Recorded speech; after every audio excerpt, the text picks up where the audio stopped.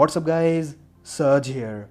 So the HTC U12 Plus has leaked in all its glory, revealing all aspects of design, and most amazingly, despite of a Chinese brand label, HTC has opted for a thin bezel design instead of the disgusting notch. Now the U12 Plus will decide the future of HTC in the smartphones world, as the company has already lost a huge market all around the world, and now it's time to come to a conclusion. We already have seen a lot of leaks revealing the design and specs of HTC U12 Plus, and now the device is all here. As you can see, the front is adorned with a 2.5D curved display with much thinner bezels than its predecessor, while we don't have the display with curved edges like most of the current flagships in the market, but I don't complain about that.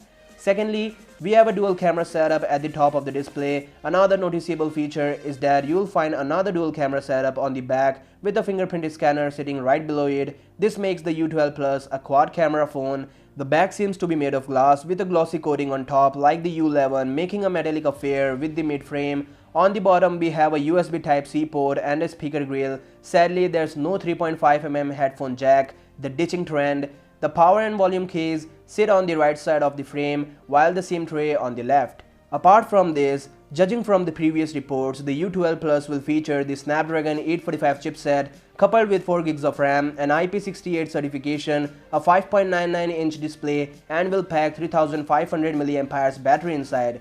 Nothing much is known about the camera specifics, but I am sure that it will be a good deal as the company is known for their camera performance. So that said, tell me your thoughts about this in the comments down below, and I'll see you guys tomorrow. Peace out.